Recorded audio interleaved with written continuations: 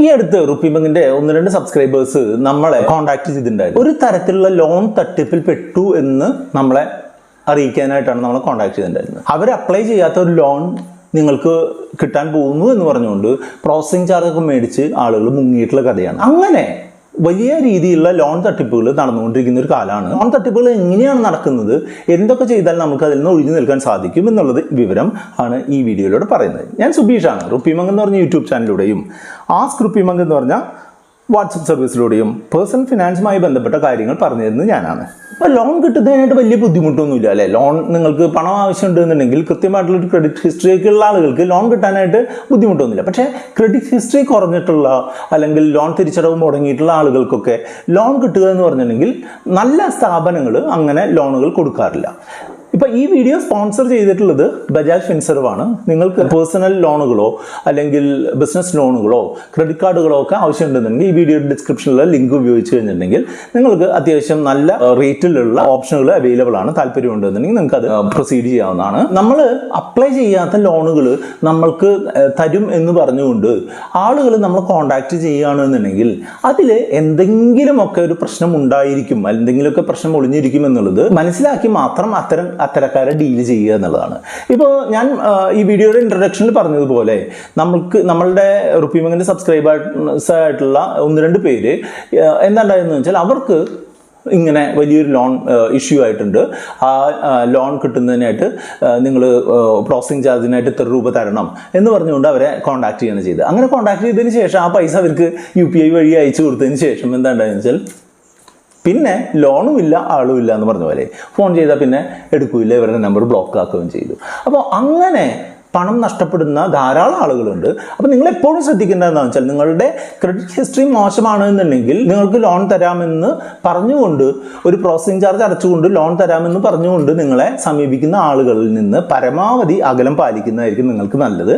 എപ്പോഴും നിങ്ങൾക്ക് നിങ്ങളുടെ ക്രെഡിറ്റ് ഹിസ്റ്ററിക്ക് അനുസരിച്ച് നല്ല ക്രെഡിബിലിറ്റിയുള്ള സ്ഥാപനങ്ങളിൽ അവരെ കോൺടാക്ട് ചെയ്തുകൊണ്ട് ലോണുകൾ എടുക്കുക എന്നുള്ള രീതിയായിരിക്കും നല്ലത്. നമ്മളെ ഇങ്ങോട്ട് അന്വേഷിച്ച് വരുന്ന ഏത് കാര്യമായാലും നമ്മൾക്ക് നഷ്ടമേ ഉണ്ടാക്കൂ എന്നുള്ളത് നിങ്ങൾ മനസ്സിൽ വെക്കുക എന്നുള്ളതാണ് പ്രധാനം. ഇപ്പോൾ നിങ്ങൾ ഏതെങ്കിലും ഒരു സമയത്ത് ഒരു ലോൺ എടുത്ത് ലോൺ തിരിച്ചടവ് മുടങ്ങിയിട്ടുണ്ട് അല്ലെങ്കിൽ ലോൺ ആപ്ലിക്കേഷൻ റിജക്റ്റ് ആയിട്ടുണ്ട് എന്നൊക്കെ ഉണ്ടെങ്കിൽ അത്തരം വിവരങ്ങൾ ഈ ഫ്രോഡ്സ്റ്റേഴ്സ് ആയിട്ടുള്ള ആളുകൾക്ക് കിട്ടുക ആണ് എന്നുണ്ടെങ്കിൽ അവരാദ്യമേ ചെയ്യുന്നത് നിങ്ങളെ പ്രലോഭിപ്പിക്കുന്ന തരത്തിലുള്ള ഓഫറുകളുമായിട്ട് നിങ്ങളെ ഫോൺ ചെയ്യുകയോ വാട്സപ്പ് ചെയ്യുകയോ മെസ്സേജ് ചെയ്യുകയൊക്കെ ചെയ്യുക.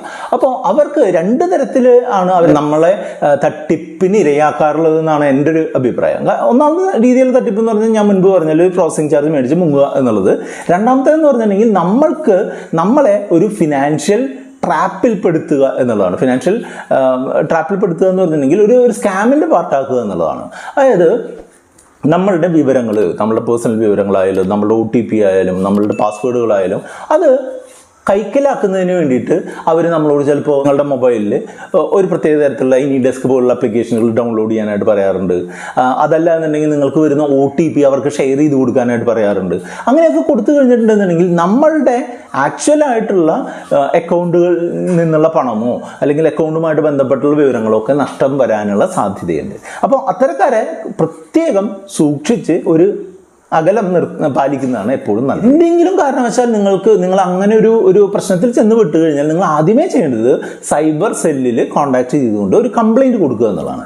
അങ്ങനെ കംപ്ലൈൻറ്റ് കൊടുത്തു കഴിഞ്ഞിട്ടുണ്ടെന്നുണ്ടെങ്കിൽ അതിന് തക്കതായിട്ടുള്ള ഒരു പരിഹാരം സാധാരണഗതിയിൽ പെട്ടെന്ന് തന്നെ ഉണ്ടാവാറുണ്ട്. അപ്പോൾ സൈബർ കംപ്ലൈൻറ്റ് കൊടുക്കുക എന്നുള്ളത് ഏറ്റവും പ്രധാനമാണ്.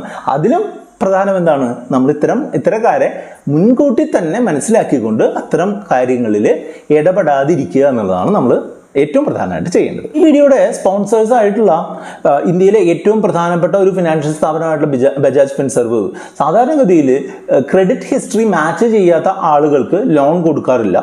അതോടൊപ്പം തന്നെ മുൻകൂറായിട്ട് ഒരു പ്രോസസ്സിംഗ് ചാർജ് ഒരിക്കലും വാങ്ങിയിട്ടും ലോൺ കൊടുക്കാറില്ല. അപ്പോൾ നിങ്ങൾ എപ്പോഴും മനസ്സിലാക്കേണ്ടത് എന്താണെന്ന് വെച്ചാൽ മുൻകൂറായി പൈസ വാങ്ങുന്നു എന്ന് പറഞ്ഞാൽ തന്നെ അതിലൊരു കള്ളത്തരം ഉണ്ട് എന്നുള്ളത് മനസ്സിലാക്കുക എന്നുള്ളത്. ബജാജ് ഫിൻസർവ് പോലുള്ള മികച്ച ട്രാക്ക് റെക്കോർഡുള്ള ഫിനാൻസ് സ്ഥാപനങ്ങൾ സാധാരണ ചെയ്യുക എന്താണെന്ന് വെച്ചാൽ നമ്മളുടെ പേഴ്സണൽ വിവരങ്ങൾ മെയിൽ വഴിയോ SMS വഴിയോ ഒന്നും കൊടുക്കാനായിട്ട് പറയില്ല.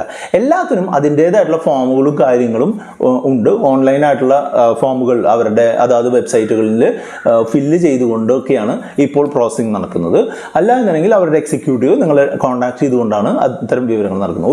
ഒരു കാരണവശാലും നിങ്ങളുടെ പിൻ നമ്പറോ നിങ്ങളുടെ OTP-യോ അല്ലെങ്കിൽ നിങ്ങളുടെ ഡേറ്റ് ഓഫ് ബർത്തോ നിങ്ങളുടെ കാർഡിൻ്റെ നമ്പറുകളോ ഒന്നും തന്നെ നിങ്ങളോട് മെസ്സേജ് അയക്കാനോ മെയിൽ അയക്കാനോ നല്ല സ്ഥാപനങ്ങൾ ആവശ്യപ്പെടാറില്ല.